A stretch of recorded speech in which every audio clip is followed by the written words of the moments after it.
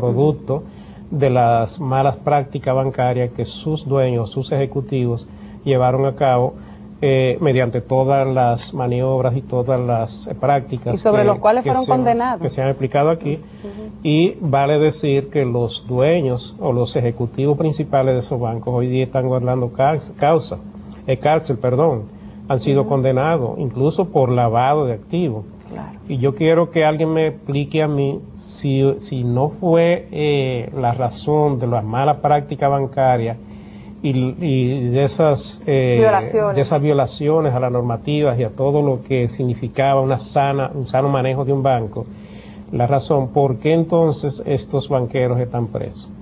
Están presos porque las autoridades permitieron el endeudamiento en dólares de un 10% del pasivo de la banca. No. Yo creo que esto se cae de la mata y que realmente no hay ninguna razón, ningún argumento que sea valedero, que no sea un interés de confundir a la gente, porque como no todo el mundo conoce estos detalles, es bueno ahora salir con estos elementos, con estos argumentos, para ganar, para tener ganancia de causa de tipo político, porque no hay ninguna otra razón. Porque si no hubiera un interés político en estas explicaciones para confundir a la gente, entonces uno no ve ninguna otra explicación para que ahora este tema se esté retomando y se estén buscando estas explicaciones. ¿Qué se quiere con esto? Bueno, tal vez se quiere limpiar imágenes, que ya es difícil, porque están enlodadas. El daño a la economía ya está hecho. Desde que se hizo todo este daño a la economía nacional, incurriendo en estas prácticas. Ahora, Angie, esto lo hemos, tal y como tú nos lo has explicado, hasta aquí lo que tú nos has dicho, cuáles son las razones realmente de la crisis, y ha demostrado que realmente no fue el endeudamiento del gobierno anterior, del 96-2000, el endeudamiento de la banca en dólares. Porque tú has explicado muy bien que se tomaron las medidas previsoras por parte de las propias autoridades para evitar que este endeudamiento pudiera tener un efecto como que ahora se quiere explicar. Pero ya la crisis, ¿qué pasó después? O sea, ¿cómo se manejó la crisis? ¿Cuál fue el tratamiento que se le dio a la crisis? ¿Y cómo se complicaron las cosas después? Vi en tu artículo que hubo crisis anteriores que se manejaron de una manera muy diferente, como fue, por ejemplo, de Bancomercio. De Bancomercio. Sí. Entonces, ¿qué pasó en este caso? Sí, realmente es una pena que se quiera tapar el sol con un dedo, porque lo que fue la crisis económica, ¿verdad? Aquella que dejó a más de 1.5 millones de dominicanos por debajo de la línea de la pobreza, la que generó una inflación galopante, esa que generó una devaluación sin precedentes en nuestra economía, una caída del producto, un aumento del desempleo y una fuga de capitales también sin precedentes. Eso, lo que verdaderamente generó toda esa complicación en el ámbito económico, fue el manejo monetario que se le dio a la crisis bancaria. Las autoridades del momento, como una manera de dar respuesta o solucionar el problema bancario de estas instituciones que estaban colapsando, decide pagarle a los depositantes directamente y lo hace lamentablemente sin coordinar esa expansión monetaria que se hace para el pago de los depositantes, con una emisión que prácticamente se triplica de 104.000 millones en un periodo cortísimo de tiempo, una cantidad de dinero que la economía dominicana no estaba en capacidad de absorber. La emisión era 38.000, o sea, triplicaron. Entonces, esa manera abrupta, esa manera prácticamente descomunal, exorbitante, en que se inyecta dinero a la economía, es la que hace daño, es la que genera la inflación, porque no se coordinó al mismo tiempo con la neutralización de esa liquidez, con los mecanismos que tienen todos los bancos centrales a su disposición. La economía no sintió el caso de Bancomercio, ni se dio cuenta en ese efecto. ¿Por qué en el caso de Bancomercio no se sintió? Porque se coordinó. Que nos explique exactamente cuando vengamos de la pausa, porque eso fue un ejemplo que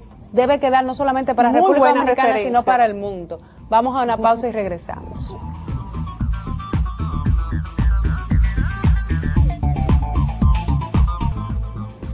Bien, amigos, continuamos con ustedes. Hoy día estamos realmente disfrutando este programa porque estamos escuchando de Angie Fonder las explicaciones reales de la crisis que se produjo, la crisis bancaria 2003-2004, y ella nos está hablando ahora del impacto que esa crisis tuvo en la economía dominicana por el manejo que se le dio por parte de las autoridades monetarias a disponer la emisión o triplicar la emisión monetaria sin tomar las medidas cautelares correspondientes, que ahí sí realmente debieron tomarse las medidas cautelares, tal y como se hizo en el periodo anterior cuando hubo la política de permitir el incremento de la deuda, con menos riesgo de lo que estaba ocurriendo en un ambiente de la crisis bancaria. ¿Por qué en ese momento no se tomaron las medidas cautelares? ¿Dónde está, Angie, ese pecado original de que tú hablas en tu artículo? Y también es bueno que tú nos hables del ejemplo de cómo se manejó la crisis de Bancomercio. Sí, la diferencia de la crisis del 2003 con la crisis de Bancomercio, recordemos que Bancomercio era el segundo banco privado, ¿verdad?, del sistema financiero en el 1996. Y fue una crisis tan grande desde las dimensiones en aquella oportunidad que la crisis del 2003 de Baninter también, en cuanto a lo que fue el tema de las causales. Ahora, ¿cómo viene el tema del manejo? En el 1996 se coordina que en el momento en que se le están pagando a los depositantes de Baninter, porque no es que eso sea un pecado, de Bancomercio, no es que eso sea una mala acción, si tú siempre la coordinas previamente con la desmonetización correspondiente. En la medida que se le fue dando dinero a Bancomercio, se iba desmonetizando al mismo tiempo con los mecanismos que tenía a su disposición el Banco Central, de forma tal que no generó ni inflación ni devaluación. No hubo nada de eso. No se sintió. Se manejó el problema de Bancomercio, se solucionó, se salvó la entidad, se le vendió a Baninter, y simple y llanamente no trascendió a la economía en términos de inflación y devaluación, porque hubo la coordinación necesaria y oportuna.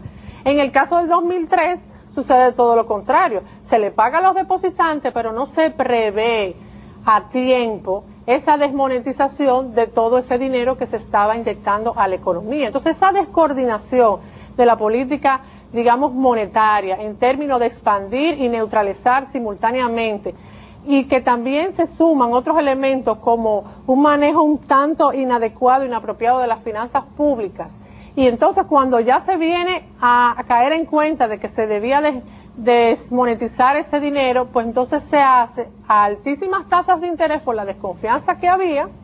Y entonces eso lo que hace es generar una bola de nieve mucho más grande, porque el pago de los intereses a tasas de un 50% era monumental, lo que entonces devino en un déficit cuasi fiscal sin precedentes en el Banco Central, cuando el déficit cuasi fiscal del Banco Central era apenas un 0.2% del PIB, pasamos a un 4% del PIB. Entonces el pecado original subyace en ese manejo monetario que se le da a la crisis bancaria sin tomar en consideración las medidas prudenciales a nivel macroeconómico para neutralizar el efecto de esa expansión. Por lo tanto, es ahí donde radica la causa de la crisis económica. Sí, otro elemento también es que se han osado en decir que no, que Estados Unidos imitó a República Dominicana, lo que fue el tratamiento a la crisis.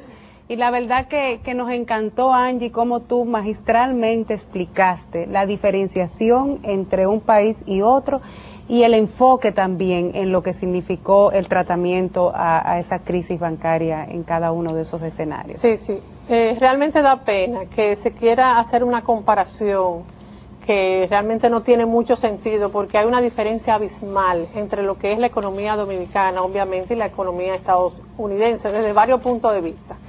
La economía de Estados Unidos es una economía, todos sabemos, muy desarrollada. La de nosotros todavía estamos dando nuestros pasos para dinamizar el crecimiento y crecer, pero realmente todavía estamos en vías de desarrollo. En una economía en vías de desarrollo.